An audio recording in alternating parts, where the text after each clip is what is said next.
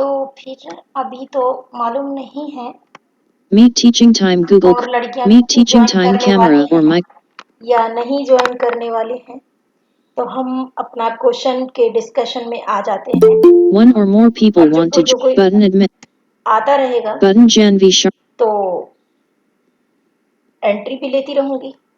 तो सबसे पहले मैं जानना चाहती हूँ कि अगर किसी की कोई ऐसी प्रॉब्लम हो जो क्वेश्चंस देने के रिगार्डिंग हो तो बात करो, और नहीं तो फिर इसके बाद जैसा कि मुस्कान ने कहा कि क्वेश्चन पेपर मैंने डिस्कस करने के लिए कहा था, तो फिर मैं उसको करना शुरू करूं। किसी का कोई और क्वेरी है? नहीं है। मैम मूल पार्ट पर समझा दो, वो जयशंकर प्रसाद का जो मूल पार्ट है उसमें वो समझ में नहीं आ रहा। कौन बोल रहे हो? शिवानी, नाम बताओ। यस मैम, यस मैम हाँ, शिवानी। क्या बोल रही हो शिवानी? मैम जी जयशंकर प्रसाद का मूल पार्ट वाला वो कविता One or है more ना, people वो want to समझा join दो this. एक बार Button दोबारा से। admit. तो जयशंकर Button प्रसाद Pratibha. डॉक्टर सुमन सिंह पढ़ा रहे हैं। क्या मैम? वो तो सुमन सिंह पढ़ा रही हैं जयशंकर प्रसाद। हाँ यस मैम, लेकिन वो समझ में नहीं आता। अगर तो एक बार उनसे तुमने कह के देखा कि मैम हमें दोबारा से समझा दो? एक बार कह के देखो, और अगर फिर भी नहीं समझ आ रहा है तो फिर अपनी समझ के हिसाब से मैं तुम्हें नेक्स्ट में बता दूंगी। आज क्वेश्चन पेपर डिस्कस कर लेते हैं। Okay ma'am. मना नहीं कर रही हूँ, है ना।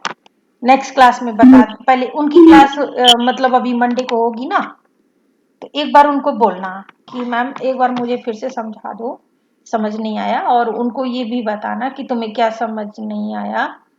तो अगर वो समझा देती हैं और तुम्हें उससे सर्टिफाइड हो तो ठीक है, नहीं तो फिर मुझे बताना, ठीक है। Rituja has left the meeting.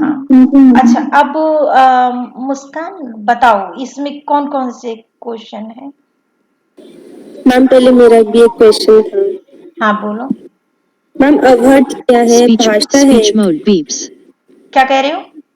Avahatta ma'am भाषा है ये? अवहट होगा, हाँ भाषा है, नाम है भाषा का।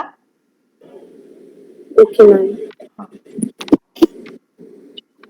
मैम बोलूं मैं फर्स्ट हाँ क्वेश्चन? हाँ हाँ बिल्कुल। फर्स्ट है, संपर्क भाषा के रूप में हिंदी के स्वरूप को स्पष्ट कीजिए।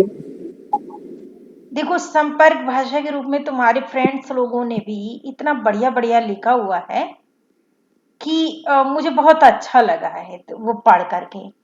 और तुम लोगों को मतलब उनके जो एक दूसरे के आंसर हैं वो तुम देख पाते हो, जो डाले जाते हैं, है ना, देख पाते हो ना। Yes ma'am. तो एक कोई एडमिट होना चाहता है। Speech mode talk. Button admit all. Dial button turn off microphone. Control. Speech mode off. Speech mode beeps. तो मैं ये कह रही हूँ कि बहुत अच्छा अच्छा आंसर लिखा है, मानक भाषा को लेकर भी, संपर्क भाषा को लेकर, और मतलब किसी किसी ने तो बहुत ही अच्छा अच्छा लिखा है सब कुछ में, और उनके अच्छे मार्क्स भी मिले हैं। तो तुम पढ़ के देखो, सारे फ्रेंड्स के एक दूसरे के आंसर पढ़ो, उसमें क्या बुराई है पढ़ने में। तो उससे भी आप देख सकते हो, मैं बता भी सकती हूँ अगर कहो तो वहां से देख कर की। और आपस में भी बात करो, जिनका एक्सीलेंट मान लो दिया है, वेरी गुड दिया है, तो चलो थोड़ा बहुत कम सर्टिफाइड रही होंगी, लेकिन अगर एक्सीलेंट लिख रही हूँ तो मुझे भी अच्छा ही लगा है तभी लिखा है। तो ये भी आप कर सकते हो, बहुत बढ़िया लिखा हुआ है संपर्क भाषा का भी, मानक भाषा। हाँ फुल मार्क्स किसी के भी नहीं है? गर्ल्स इसमें फुल नहीं मिल पाते हैं, क्योंकि देखो टेक्निकल चीज जब होता है ना, कोई इतना थियोटिकल होता है कि बिल्कुल उसमें, जैसे मान लो मैथ है, तो मैथ में क्या होता है, या तो टोटल सही या टोटल गलत, ऐसा ही होता है ना। अगर मान लो आप को कहा गया कि 5 और 3 को प्लस करो, तो 5 और 3 अगर आप प्लस करके 4 या 6 लिख दो तो उसमें सही कुछ नहीं है, टोटल गलत या टोटल सही है ना। इस एक सेकंड, ये 20 लड़कियां अभी भी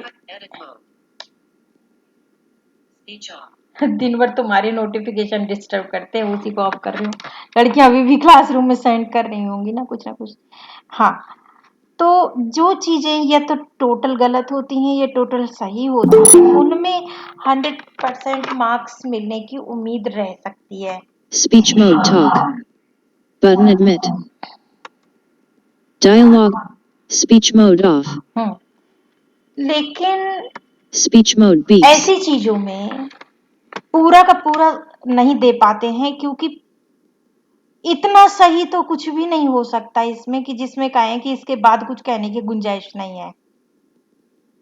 इसमें बहुत कुछ लिटरेचर में ऐसा रह जाता है जो मैं भी अगर लिख दूं, मैं भी लिखूं इसमें, तो उसके आगे भी कुछ रह जाएगा कि अभी और कुछ कहा जा सकता है, उसी में सहमति या सहमति बहुत कुछ रह जाता है। तो इसमें 100% मार्क्स नहीं मिलते हैं और देना संभव नहीं होता है।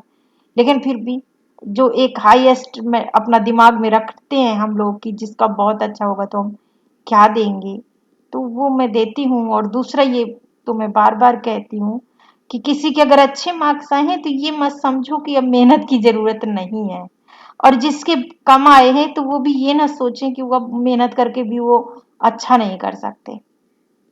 तो ज्यादातर 13 मार्क्स ही मैंने हाईएस्ट दिए हैं। अब उसमें कई कमियां भी वो हैं जिन्हें मैं इग्नोर करती हूँ, ये मानते हुए कि आप स्टूडेंट हैं, अभी तो कर ही रहे हैं ना, इससे बेहतर करेंगे, कोई बात नहीं, अभी मार्क्स दे दूं मैं। हाँ, क्या कह रहे हो मुस्कान? मैम 10 में 10 में तो 8 तक ही है, 9 तो कोई खास दिल जीत लेगा तो फिर देखेंगे, दे देंगे। नहीं, 8 तक ही दिए हैं। किसी को 9 दिया हो तो वो मान ले कि उसने बहुत खास किया होगा।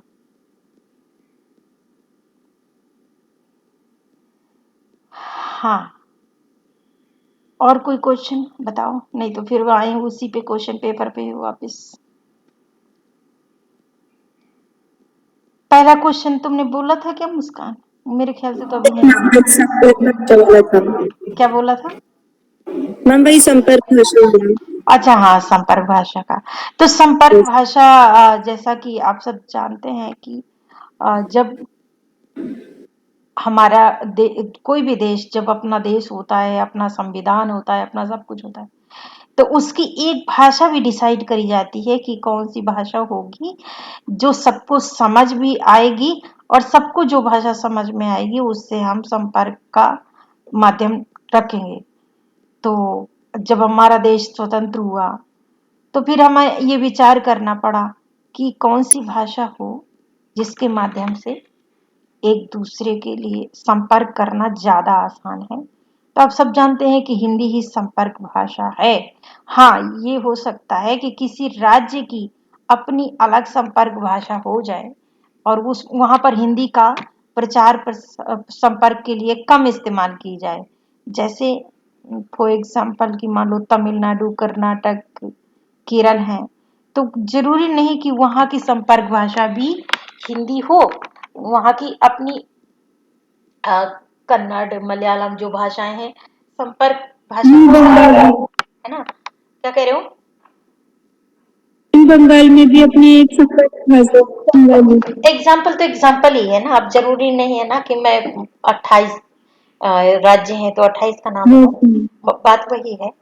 तो लेकिन फिर भी जब एक उत्तर प्रदेश के व्यक्ति को अगर केरल से संपर्क करना है या बंगाल से संपर्क करना है या कर्नाटक से संपर्क करना है, तो चलो पढ़े लिखे लोग तो हो सकता है कि अंग्रेजी में संपर्क अपना कर भी लेंगे और उसी से संप्रेषण हो जाएगा, कम्युनिकेशन हो जाएगा। लेकिन जब बात आएगी आम वर्ग की, मान लीजिए आप घूमने जाएं और आपको वहां की कोई चीज खरीदनी है, तो क्या करेंगे? आप हिंदी बोलेंगे, और वो व्यक्ति भी चाहे हिंदी टूटी फूटी बोले लेकिन वो बोलेगा और आपकी बात को वो समझ लेगा, है ना। और उसकी टूटी-फूटी हिंदी को आप समझने की कोशिश करेंगे और आप भी समझ जाएंगे कि वो क्या बताना चाहता है, चाहे थोड़ी मुश्किल से ही समझे। तो घूम फिर करके हिंदी का ही सहारा होगा, क्योंकि आप टूटी-फूटी बंगाली और मलयालम नहीं बोल पाएंगे, क्योंकि वो आपको बिल्कुल नहीं आती है। इसी तरह से तो चाहे वो कम ही समझ में थोड़ी सी मुश्किल से आए, लेकिन आप हिंदी का सहारा लेंगे तो आखिर फिर वो हिंदी ही संपर्क भाषा है जो सबसे बड़े पैमाने पे काम करती है ना। तो संपर्क भाषा का मतलब जो समझने का जो स्ट्रक्चर है वो ये है। और वो जो लिखने के लिए टेक्निकल लैंग्वेज थोड़ा सा जो इस्तेमाल करी जाती है, वो तुम्हारे फ्रेंड्स लोगों ने बहुत अच्छा लिखा हुआ है। वो टेक्निकल लैंग्वेज तो आपको फिर कहीं पे थोड़ा सा पॉइंट वाइज बना के याद करना होगा। मैम असंदिग्ध क्या कह रहे हो? असंदिग्ध मतलब आप प्रश्न बोलो, पूरा बोलो। भारत जैसे बहुभाषा भाषी देश में संपर्क भाषा की महत्ता असंदिग्ध है। असंदिग्ध होगा शायद, मुझे वो यस। शब्द थोड़ा सा समझ नहीं आ रहा। असंदिग्ध है, ये क्या कह रहे हैं? भारत जैसे बहुभाषी भाषा भाषी देश में संपर्क भाषा क्या है? असंदिग्ध है। क्या कह संपर्क रहे हैं? भाषा की महत्ता असंदिग्ध है। मतलब संदिग्ध का मतलब है संदेह नहीं है।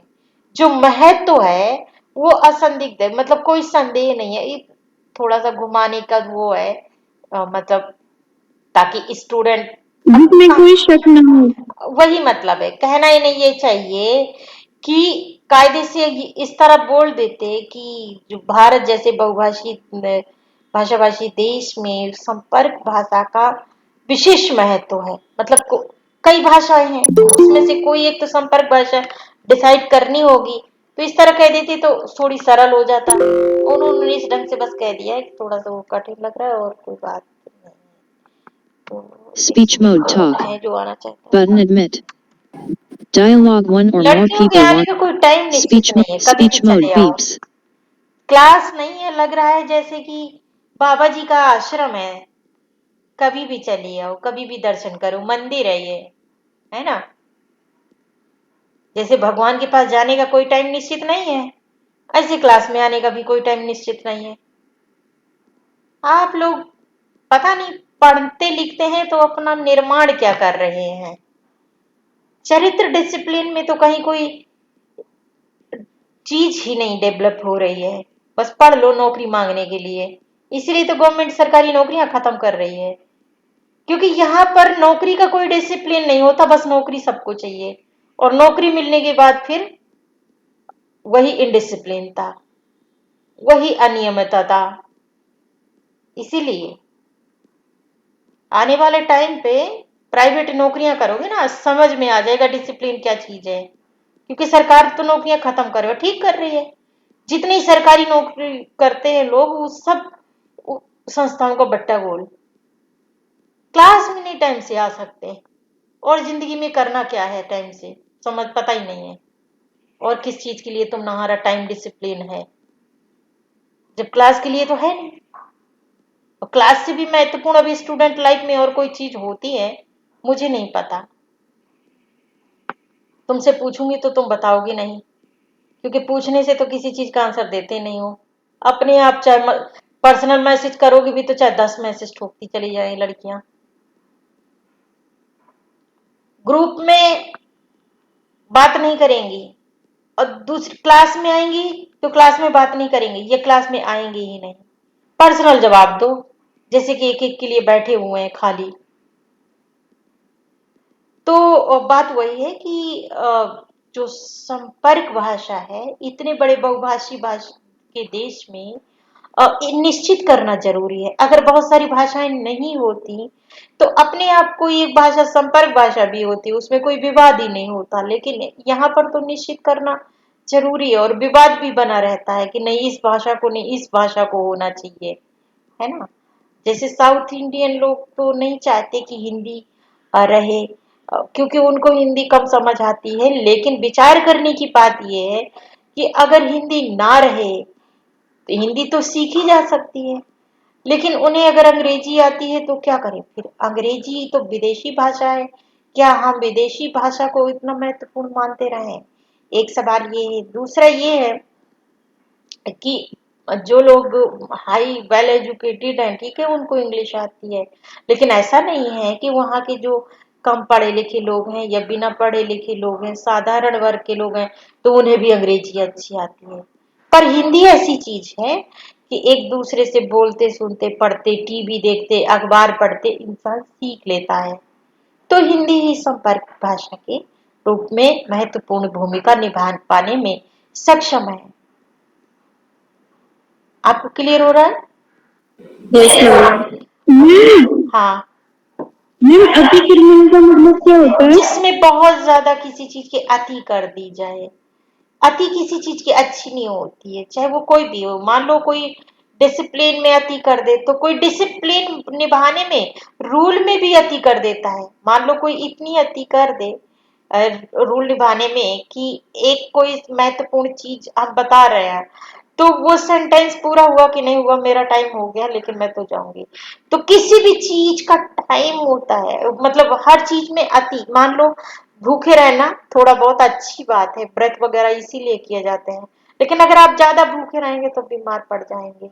अगर आप बहुत ज्यादा खाना खाना, डाइट लेना, अच्छी डाइट लेना, सब कुछ अच्छा है, लेकिन अगर बहुत ज्यादा आप खाना खाएंगे तो आप उससे भी बीमार हो जाएंगे, है ना? यात्रा करना अच्छी बात है, लेकिन अगर आप हमेशा यात्रा पे ही बने रहेंगे तो कैसे चलेगा? पढ़ना बहुत अच्छी बात है, लेकिन अगर आप दिन रात सिर्फ पढ़ें और न ठीक से सोए, न ठीक से खाएं, न ठीक से और कोई दूसरा घर का काम भी न छुए, तो ऐसा नहीं है कि कोई खाली पढ़ने पढ़ने से दिमाग अच्छा हो जाएगा। मैम इसमें एक बैलेंस सेंटेंस तो होता ये है कि सरकार ने इसका अतिक्रमण किया, ठीक है। है? तो वो पूरा सेंटेंस पढ़ो। किस शब्द के बारे में कहा है, तब बताऊंगी ना कि सरकार ने क्या किया और कैसे देखा जा रहा है उसको। वो भी तो बताओ, सरकार पर इल्जाम आखिर है क्या? ये तो पता ही नहीं है ना किसी चीज किसके बारे में कहा गया। तो अतिक्रमण तो वही है ना, किसी चीज में अति कर देना। जैसे अधिक बारिश अच्छी नहीं होती, ऐसे अधिक धूप भी अच्छी नहीं होती। तो अति तो किसी चीज की अच्छी नहीं होती। और अति मतलब अति, कोई कमी भी कर रहा है तो वो भी तो अति हो रही है ना, बहुत ज्यादा कमी हो जाना। तो मतलब यही है। अब ओके मैम। अगर सरकार के सेंस में कह रहे हो तो पूरा सेंटेंस बताओ ना। बता रहे हो, नहीं तो फिर दूसरे क्वेश्चन पे आ जाओ।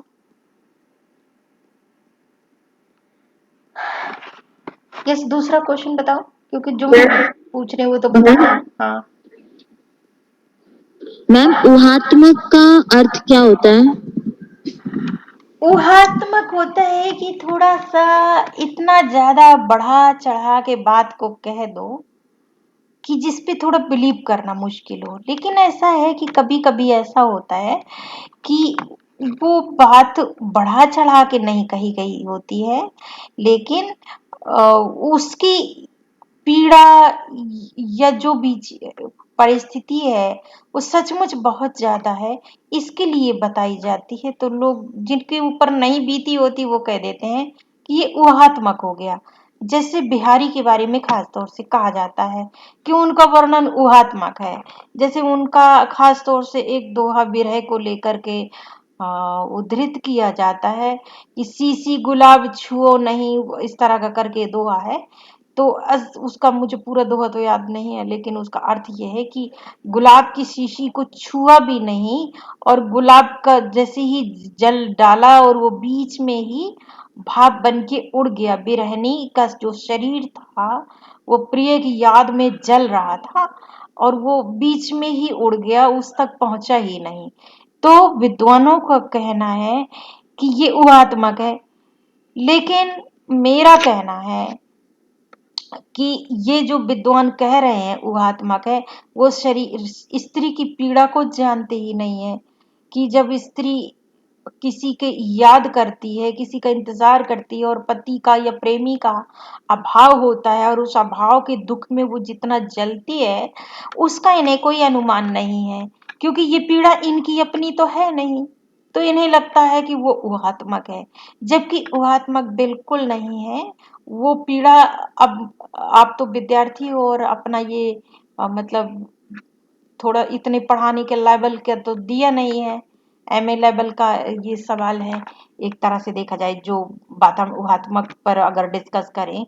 हालांकि बीए लेवल भी कोई छोटा लेवल नहीं होता, लेकिन फिर भी अभी समझ पाओ ना समझ पाओ अलग बात है, क्योंकि तो विद्यार्थी जीवन है और इस चीज से गुजरे तो हो नहीं। तो भले ये चीज ऊहात्मक लगे, लेकिन ऐसा नहीं है। वो परिस्थिति बहुत ही भयंकर होती है। और कई बार आप और कुछ छोड़ो, अगर आपको बुखार हो, अगर आपको सिर दर्द हो, बहुत तप रहा हो, तो आप देखना, आप लोग कपड़ा की पट्टी करते हो ना, निचोड़ के कपड़े की पट्टी करना, और तुम देखोगे कि कैसे कपड़ा सूखता चला जाता है। तो अगर गुलाब जल को इस तरह से लिखा गया तो उसकी पीड़ा की अधिकता बताने के लिए लिखा गया। लेकिन जिन लोगों ने स्त्री के दर्द को समझना ही नहीं चाहा है, सिर्फ स्त्री का मजाक उड़ाना ही उनका काम रहा, या दे रहा, या स्वभाव रहा। आज भी आप देखोगे कि लाखों के मोटी मोटी तनख्वाह लेने वाले कवि जा करके स्टेज में सबसे ज्यादा स्त्रियों का मजाक उड़ाते हैं, लोग खूब तालियां बजाते हैं, दांत निकालते हैं और उन्हें लाखों की मोटी पेमेंट लेते हैं। तो ऐसे देश में वो आत्मकता कह देना कोई बड़ी बात नहीं।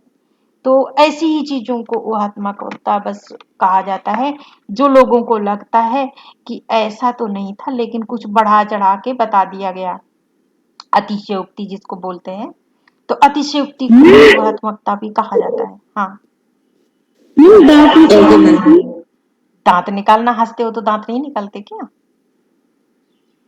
Okay ma'am. तो हंसने को बोल रही हो दांत निकालना जैसे मैंने अभी देखो दांत निकाल दिए। हाँ, और बोलो। बिहारी के संदर्भ में पूछा था ना गर्ल्स? Yes ma'am. हाँ, तो वही है।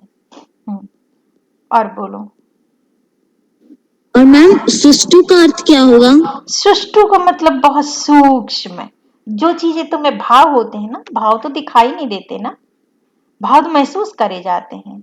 तो वो बहुत ही सौष्ठव वर्णन होता है, जो मतलब भावात्मक है, जिसे देखा नहीं जा सकता, बहुत सूक्ष्म है, कोमल है और मन को छूता हुआ। एक सेकंड, कोई आना चाह रहा है। Speech mode talk. Button admit. अब तुम ही बताओ, कितनी Dialogue. बार डांटने में Speech time mode waste off. करूं? कितनी बार? और अगर नहीं इन्हें एंट्री दूंगी तो कहेंगे हमारा ज्वाइन नहीं हो रहा है, ये कहेंगी।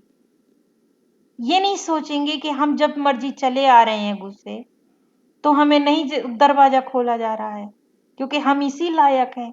ये बात तो ये नहीं मानेंगे। मुझे फोन करना शुरू करेंगे, मैसेज करना शुरू करेंगे, हमारा ज्वाइन नहीं हो रहा है। चलिए, आप लोग तो नहीं सुधरोगे, कहाँ तक टाइम वेस्ट किया जाए। नेक्स्ट क्वेश्चन बताओ बस, क्योंकि जो लोग जुड़े हैं उनका तो टाइम ना वेस्ट हो, ये भी तो मुझे सोचना पड़ता है।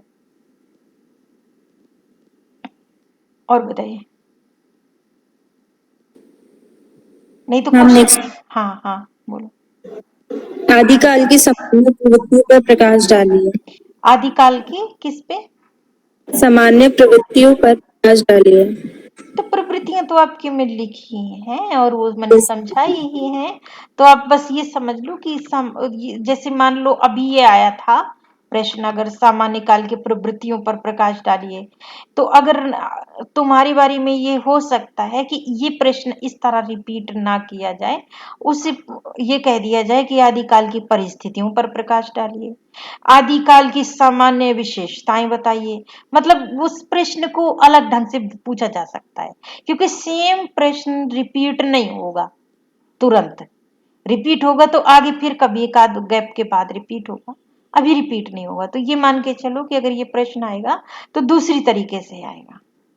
या फिर आपसे पूछ लिया जाए कि काल विभाजन, नामकरण और उस समय की कुछ विशेषताएं बताइए, मतलब विशेषताएं बताओ, इस तरह करके पूछ लिया जाए। लेकिन लगभग आंसर वही रहेगा, पर प्रश्न को दूसरे तरीके से पूछा जा सकता है। मैं इसलिए इस क्वेश्चन को यहाँ पर डिस्कस कर रही हूँ क्वेश्चन पेपर को, कि जिससे मैं ये बता सकूं कि देखो ये चीज रिपीट हुई है, ये चीज आई है, तो ये चीज ऐसे ही रिपीट नहीं होगी अब जब तुम्हारा प्रश्न पत्र आएगा।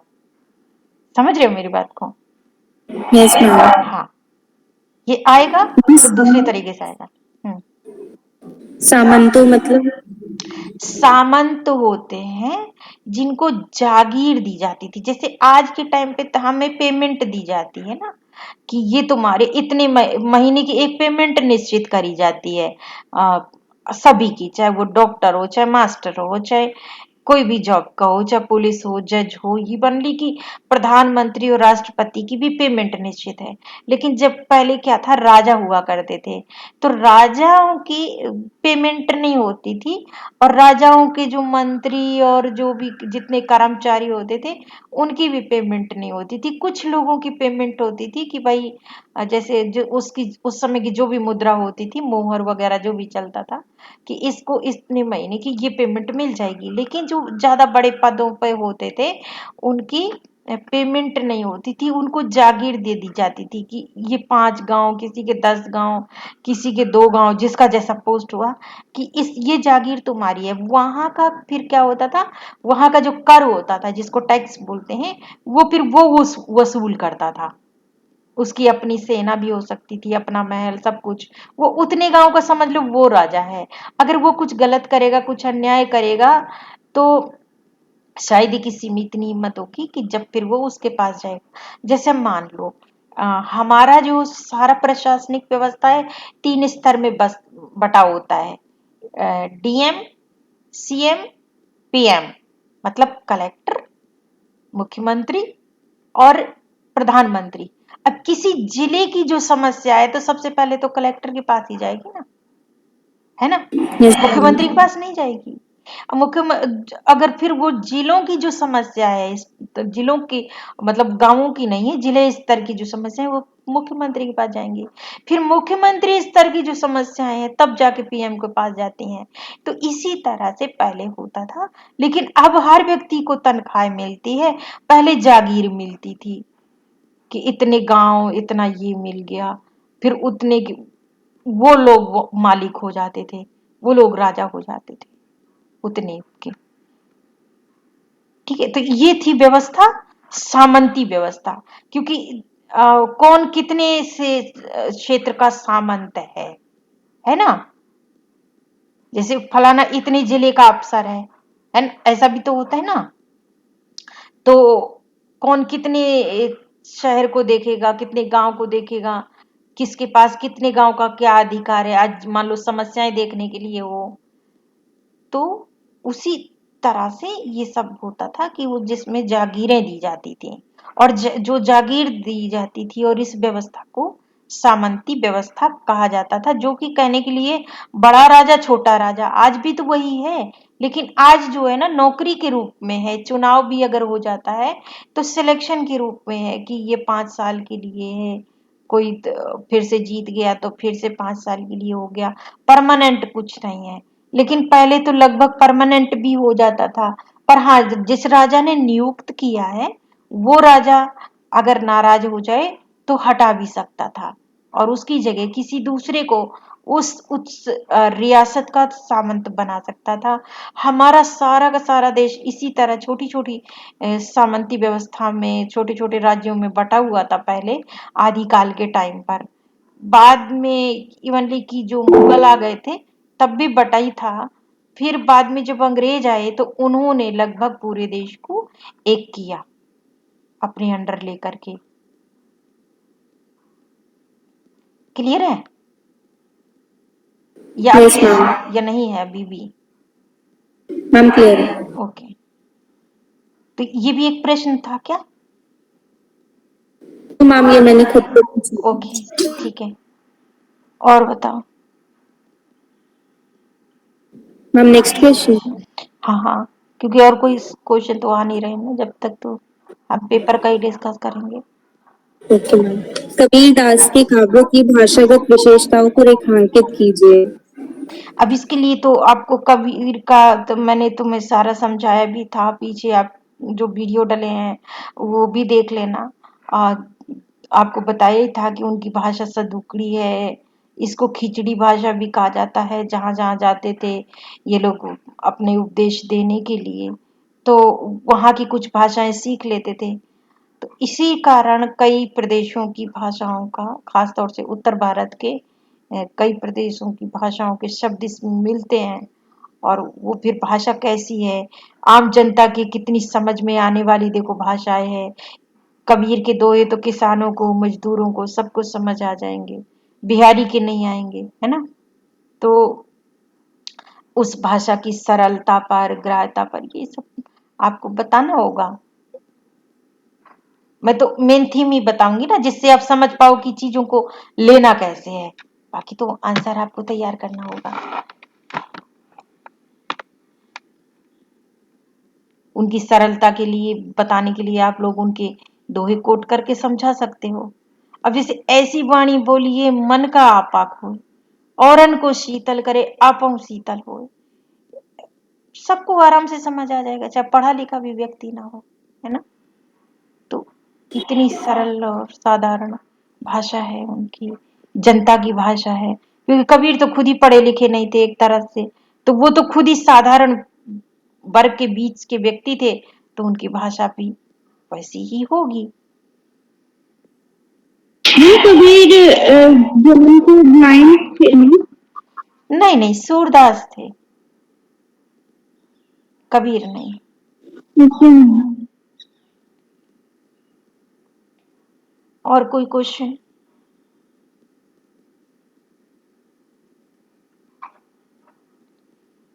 और कोई क्वेश्चन है तो बताओ। मैम नेक्स्ट है, भूषण की राष्ट्रीय भाषा को स्पष्ट कीजिए। ये राष्ट्रीय भाषा इस तौर पर है कि वो उस समय राष्ट्र के लिए संघर्ष कर रहे थे। क्योंकि जो मुगलों का शासन था, तो औरंगजेब के विरोध में उन्होंने कविताएं लिखी और शिवाजी को बहुत उत्साहित करते रहे अपनी कविताओं से, उनकी वीरता पर कविता लिखते रहे। तो उन्होंने राष्ट्रीयता के लिए संघर्ष किया, तो सारी की सारी जो भाषा है वो राष्ट्रीय भाषा हो जाती, संघर्ष की ही भाषा है, राष्ट्र ये कविता की भाषा है। तो देशभक्ति और राष्ट्रीयता की ही बात उस सारी कविताओं में की गई है उनके। तो उनकी जो भाषा यूं तो ब्रिज है, लेकिन जो देश प्रेम से संबंधित है उसके लिए राष्ट्रीय शब्द इस्तेमाल किया गया है। तो बस उसमें यही चीजें शामिल कर लेनी है आपको, है ना। देशभक्ति को ही राष्ट्रीयता कह रहे हैं।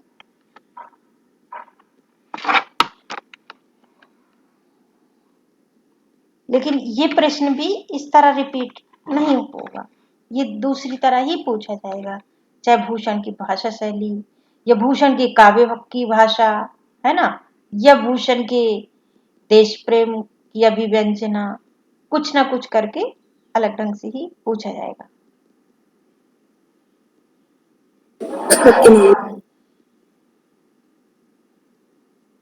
इससे तुम्हें ये पता रहेगा कि इस प्रश्न को अगर आप का आंसर अगर आप याद भी करते हैं तो बिल्कुल इसी तरह से रट के ना रखें, इसी प्रश्न के हिसाब का रटें, उसको जनरल करें और फिर जैसा प्रश्न पूछा जाए वैसा आंसर स्टार्ट करें उस प्रश्न के हिसाब से। इसलिए मैं बता रही हूँ कि ये प्रश्न देखो आ चुके हैं, तो आंसर तो यही रहेंगे, लेकिन प्रश्न अलग ढंग से पूछा जाएगा। नेक्स्ट। मैम बाकी दो क्वेश्चंस तो लास्ट यूनिट से है। किससे है? लास्ट यूनिट जो है। हाँ तो कोई बात नहीं, प्रश्न तो डिस्कस हम करेंगे ही। बल्कि मैं तो यस इस मैम। बात के लिए भी तैयार हूँ कि अगर कोई कहेगा कि नहीं आप भी इस पे कुछ हमें बता दो तो मैं वो भी कर दूंगी। पर ये है कि जिस जो पढ़ा रहा है एक बार उससे भी पूछ ही लेना चाहिए। Yes ma'am. तो यहाँ भी डिस्कस करना, फिर वहां भी कुछ पूछना हो तो उनसे भी कर लेना। Okay ma'am. विद्यार्थियों का तो काम है हर टीचर का ध्यान दे और फिर जिसका सबसे सही समझ में आवे उसको लिखे। Yes ma'am. हाँ। हिमाद्री तुंग श्रृंग कविता का मूल भाव समझाइए। देखिए ये कविता जो है ना, एक तो प्रसाद का नाटक है चंद्रगुप्त, उससे लिया गया है। और ये कविता पूरा वही पूरी देशभक्ति को वो लेकर के अपना जो भौगोलिक वर्णन है कि किस तरह से हमारे पर्वत हैं, हिमालय है और वो हिम आच्छादित है, मतलब बर्फ है से ढके हुए। तो इस खूबसूरती को और दिखाया गया, क्योंकि अपने देश का अगर हम खूबसूरती का भी वर्णन करते हैं, उसकी भौगोलिक विविधता का वर्णन करते हैं, तो सब कुछ तो देश प्रेम के अंतर्गत ही आता है ना। तो ये वर्णन ही है और इसको आप समझाइए, मतलब वही हो गया कि आप व्याख्या कीजिए तो अपने आप समझा देंगे, है ना। समझाइए ऐसे कि जैसे आप मान के चल रहे हैं कि आपको किसी को समझाना है, तो उसको डिस्क्राइब करेंगे, आप व्याख्यायित करेंगे तो समझा दिया। प्रश्न, वो तो प्रश्न है, समझाइए कह दिया, क्योंकि व्याख्या करते हुए हमेशा सेम प्रश्न को थोड़े रिपीट करते रहेंगे, नहीं तो प्रश्न की भाषा ही बोरिए वो हो जाएगी, अच्छी नहीं लगेगी। तो उसको इस तरह कहा गया। अब ये भी कहा जा सकता है कि इसका भाव व्यंजना समझाइए, भाव शिल्प समझाइए, भाव सौंदर्य समझाइए, काव्य सौंदर्य समझाइए, काव्य शिल्प समझाइए। किसी भी तरीके से इस प्रश्न को दोबारा पूछा जा सकता है।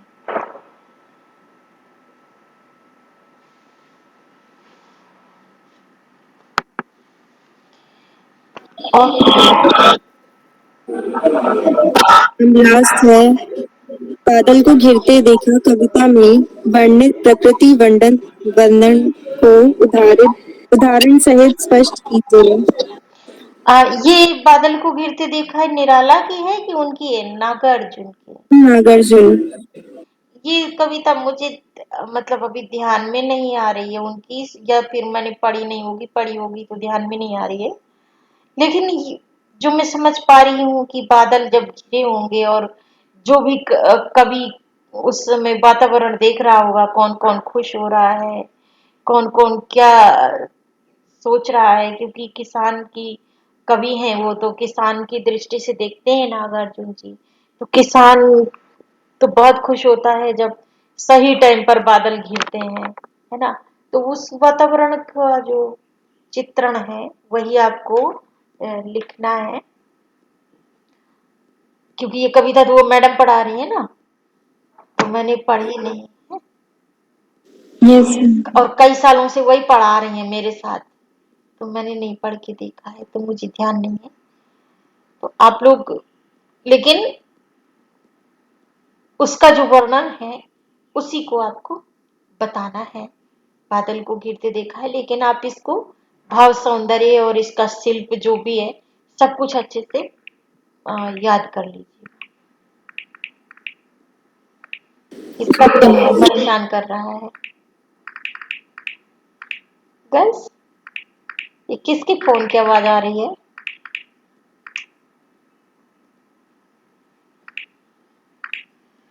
नेक्स्ट बताओ, किसी का फोन क्या डिस्टर्बिंग कर रहा है कुछ थोड़ा सा। सारे क्वेश्चन हो गए? यस मैम, हो गए। सारे हो गए। यस मैम, बस 6 क्वेश्चंस थे।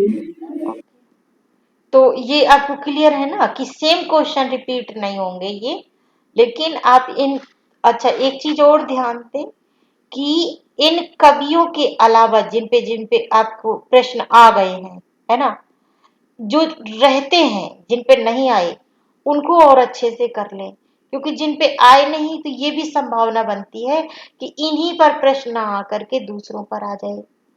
जैसे कि मेरे ख्याल से बिहारी पर आपने कोई प्रश्न नहीं किया, है ना। यस मैम, और मैम रघुवीर सर। हाँ, तो बिहारी इंपॉर्टेंट हो जाते हैं इस बार के लिए। दूसरा, आपने कबीर की भाषा शैली की बात करी है ना। तो हो सकता है यस कि मैम। इस बार आपको कबीर की भाषा शैली की जगह सामाजिक चेतना या धार्मिक चेतना पर प्रश्न आए, ये ज्यादा उम्मीद बनती है। ये भी ध्यान देना तुम लोग, ठीक है। अब जैसे संपर्क भाषा का प्रश्न आया इस बार, यही था ना। तो अब इस बार आपको बोलियों और मानक भाषा और राज्य भाषा पर ज्यादा ध्यान देना चाहिए, क्योंकि हो सकता है कि इस पर जरूर आए, क्योंकि जो प्रश्न आ चुका है उसी पर क्यों लगे रहेंगे। जो प्रश्न नहीं आए हैं जिन विषयों पर, उन पे प्रश्न आने की अधिक संभावना बनती है, तो उनको उन पर ज्यादा ध्यान दें, ये भी ध्यान रखें। इग्नोर ना करें जिस पे आ चुका है, क्योंकि मैं ये पहले ही बता चुकी हूँ कि सेम प्रश्न नहीं रिपीट होगा, लेकिन प्रश्न बदल की भाषा बदलकर सेम प्रश्न आ सकता है। एक तो बात ये है। दूसरी बात ये भी है कि जिस पर प्रश्न नहीं आया है उस पर प्रश्न आने की भी अधिक संभावना बनती है। तो कुल मिला के बात ये है कि आपको सारे ही टॉपिक्स पर चर्चा करनी है टाइम टू टाइम, और सब पर अच्छे से तैयारी अपनी रखनी है। इससे ये होगा कि एग्जाम चाहे आपका हो तो भी आप बीए पास हो गए, और अगर नहीं अच्छी नंबरों से पास करेंगे, और अगर एग्जाम नहीं भी होता तो भी आप एक तरह से अच्छे नंबरों से ही पास कर रहे हैं, भले वो किसी को ना पता चले, लेकिन तुम कहीं पर भी आगे जब भी कोई बातचीत होगी और कहीं तुम्हें अपने जूनियर को या अपने सीनियर से कहीं भी बात होगी तो तुम्हें ये नहीं कोई कह पाएगा कि कैसे पढ़े थे।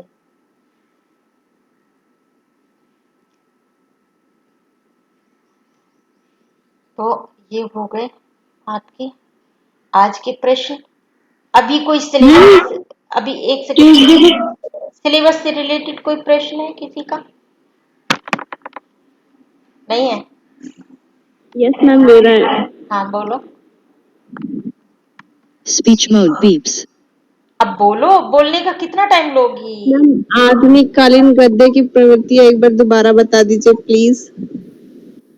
मुस्कान इसे आधुनिक काल गद्य की प्रवृत्तियां पढ़ के बता दो। ये पता नहीं लड़कियों को क्या हो गया, हर बार यही बात कहती हैं, और पिछली बार भी यही बात बोली कि बताओ, फिर यही बोल रहे हैं, अलग अलग एक एक लड़की, जब उसमें लिखी हुई है एक तो वही है, और गद्यकालीन की प्रवृत्तियां, मतलब मैं टेप रिकॉर्ड हूँ जो हर बार वहीं से स्टार्ट करूं, और तुम लोग किसी क्लास में अचानक से आओगे और फिर पूछना शुरू करोगे। कितनी बार तो बता चुकी हूँ कि आधुनिक काल की जो प्रवृत्तियां हैं, वो सॉरी गद्य की प्रवृत्तियां हैं, वो ये सब प्रवृत्तियां हैं कि स्वतंत्रता आंदोलन की बात की गई, क्योंकि हमारा उस समय स्वतंत्रता आंदोलन का संघर्ष चल रहा था। स्त्री चेतना की बात की गई, क्योंकि इस समय तक ये माना गया कि स्त्री भी एक इंसान है। छुआछूत, जाति पाति के भेदभाव मिटाने की बात की गई। धार्मिक आडंबरों को का विरोध किया गया, जो कि पहले से ही भक्ति काल से ही चल रहा था। ये छुआछूत का भेदभाव पर खंडन, जाति पाति का खंडन, धार्मिक आडंबरों का खंडन, तो ये भी गद्य में उठाया गया है ना। अपनी राष्ट्रीयता की बात की गई, अंग्रेजों के अन्यायों की बात की गई। तो ये सब विषय हैं जो वहां पे लिखे भी हैं, लेकिन आप किताब ही नहीं उठाते, और आप सोच रहे हो कि मैं हर बार टेप रिकॉर्ड की तरह स्टार्ट हूँ, हर बार बताऊं। पढ़ो भी तो कुछ है, क्लास में भी तो नियमित आया करो। ये थोड़ी ना महीने दो महीने में आओगे और सोचोगे सब कुछ समझ लो, फिर से हर बार कोई नई लड़की आके कह देती है बताओ प्रवृत्तियां, बताओ प्रवृत्तियां, बताओ। ऐसे थोड़ी होता है।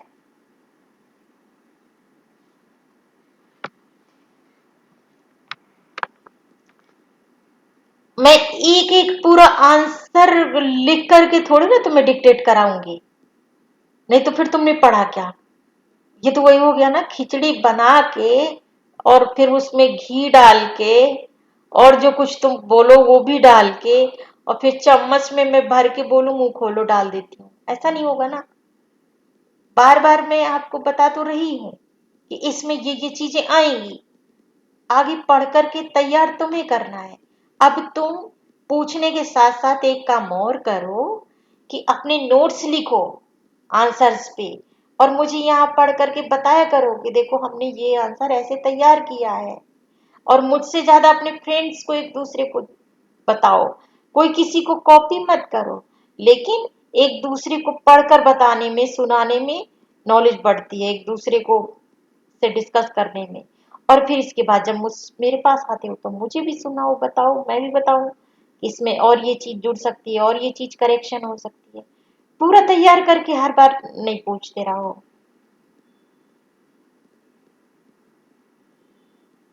Okay ma'am. हाँ, और फिर Speech mode talk. OBS 2. और भी किसी OBS का 2. कोई क्वेश्चन है? मतलब यस क्वेश्चन ऐसा होना चाहिए, ये नहीं होना चाहिए कि जैसे ये गद्दे वाला जो क्वेश्चन है ना, हर बार आता है और हर बार बताती हूँ, तो इसका मतलब यही हुआ कि कोई ऐसी लड़की पूछती है, मुझे नाम वाम तो किसी का याद रहता नहीं, पता पूछ भी लेती हूँ तभी भी नहीं रहता, तो इसका मतलब ये हुआ कि या तो बिना पढ़े ही बार बार पूछा जा रहा है कि मैडम के बताने से ही समझ आ जाए हमें और हम लिख दें, हमें पढ़ना ना पड़े, या फिर ये हो रहा है कि हर बार एक नई लड़की आती है और फिर उसी क्वेश्चन को पूछने लगती है। तो ऐसा मत करो बस, और बाकी तो क्वेश्चन का मैं स्वागत करती ही हूँ। हाँ, बोलो, कौन बोल रहा था? मैम, टिंगल पिंगल भाषा कहाँ की है? राजस्थानी है? हाँ हाँ। अच्छा, ओके मैम।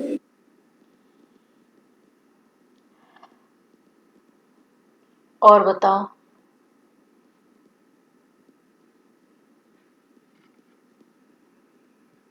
OBS 2 6.1. तो लगभग सिलेबस। मैम हाँ, क्या कह? ट्यूसडे को क्लास होगी ना? ये मत पूछा करो होगी ना, जब हो ही रही है तो होगी ना का क्या मतलब? क्या क्लास छोड़ी जा रही है? ये बताओ। क्या कोई दिन ओके ऐसा हो रहा मैम। है कि मैं बोल रही हूँ कि क्लास नहीं लूंगी? हाँ, मैं अगर उसी दिन बताऊं आपको कि क्लास नहीं लूंगी, तो उस दिन की परिस्थिति मुझे बताएगी ना कि उस दिन क्लास होगी कि नहीं होगी। अब मैं आज देखो, कायदे से तो क्लास ले ही रही हूँ, कोई कारण है क्या छोड़ने का? कोई कारण नहीं है। लेकिन अगर उस दिन ट्यूसडे को कोई काम आ जाए, मैं बीमार हो जाऊं, कुछ हो जाऊं, तो आज से कैसे बता दूं कि नहीं होगी? बाकी छोड़ने का अभी तक तो कोई ऐसा कारण नहीं हुआ कि मैंने कहा हो। मैंने ये जरूर डिस्कस किया था कि सिलेबस कंप्लीट हो गया है तो तुम लोग क्या चाहते हो कि कैसे किया जाए, तो तुम ही ने ये सजेशन दिया कि मैम रोज हम डिस्कस करेंगे, बात खत्म हो गई। तो अब ट्यूसडे को क्लास होगी कि नहीं होगी, ये सवाल कहाँ से आता है? क्योंकि अभी तक तो मैंने ऐसा कुछ कहा ही नहीं है होने ना होने के बारे में। तो जब क्लास होगी क्यों नहीं होगी? और जब तक रोज होती रहेगी, जब तक तुम लोग कोई ना कोई सवाल करते रहोगे, कोई ना आते रहोगे, बातचीत करते रहोगे, तो होती रहेगी। हाँ, मैं ये जरूर कहूंगी कि तुम लोगों को जब क्लास नहीं लेना हो, तुम लोगों को नहीं आना हो, तो मुझे बता देना, ताकि मेरा टाइम नहीं वेस्ट हो। फिर तुम मुझे बता देना कि भाई तुम नहीं लेना चाहते हो, तो मुझसे मत पूछो, तुम अपना ध्यान रखो। मैं अगर ट्यूसडे को कहती हूँ कि क्लास नहीं होगी या क्लास नहीं लूंगी, तो उसका मतलब यह है कि मुझे ट्यूसडे को ही मालूम हुआ है कि मुझे ऑफिस का कोई काम करना है, या मैं बीमार हूं, मान लो मैं बीमार होंगी तो ये बताऊंगी मैं बीमार हूं, है ना? या जो भी सिचुएशन होगी, तो वो तो भविष्य नहीं जानते ना हम। अगर मुझे ट्यूसडे को मना करना पड़ जाए तो आज से कैसे मना कर सकती हूँ? वैसे क्लास मेरी तरफ से तो जब जब तुम्हारी होती है वो होनी ही होनी है, जब तक तुम चाहते हो। हाँ, तुम अगर कहो कि मैम हमने बहुत डिस्कस कर लिया है, अब सब बात हो गई है, अब हमें कोई बात नहीं करनी है, तो सिर्फ अटेंडेंस भर की बात है, तो हम एक दिन नहीं आते हैं दूसरे दिन आ जाएंगे, लगवा लेंगे, ऐसा कुछ तुम मुझे पहले से बता दो तो मोस्ट वेलकम। और अगर मुझे कोई नहीं बताएगा और मैं मीटिंग रेडी किए बैठी रहूंगी, तो फिर वो भी चलेगा, वो उसमें सबको अपसेंट मार्क करूंगी, फिर मीटिंग ओवर कर दूंगी, बस। Okay ma'am. हाँ, भाई हमारा तो यही तरीका है। तो जब तक तुम नहीं मना करोगे, तो मैं मेरे पास जब तक कोई कारण नहीं होगा तो मैं क्यों मना करूंगी? मुझे तो क्लास लेना ही लेना है, मेरा काम है क्लास लेना। तो अब बताओ, अभी भी अब किसी की इनफॉर्मल मतलब क्वेश्चन हो तो मैं उन पर भी बात कर सकती हूँ, और नहीं तो फिर मैं अटेंडेंस ले लूंगी। इनफॉर्मल का मतलब है कि अभी तक हम सिलेबस पे बात कर रहे थे, अगर सिलेबस से हटकर भी आपकी कोई बातचीत हो तो मैं उन पर भी बात करूंगी। और कोई नहीं, मैं तो टीचर के साथ साथ अपने स्टूडेंट के फ्रेंड्स भी बनी रहती हूँ, तो आप बात कर सकते हैं, नहीं तो फिर अटेंडेंस ले लूँ। अगर किसी का है कोई अपने विषय और पढ़ाई से भी हटकर कोई सवाल है तो कर सकते हो।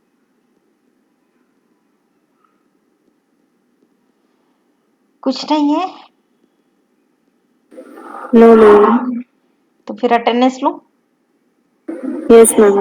Yes ma'am. ओके लेते हैं।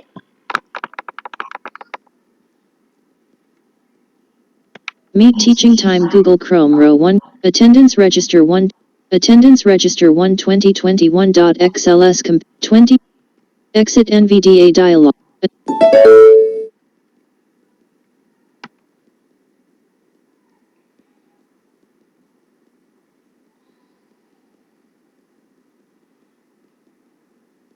तो फिर बढ़िया से पढ़ के आना तुम लोग। Please wait. JAWS Professional.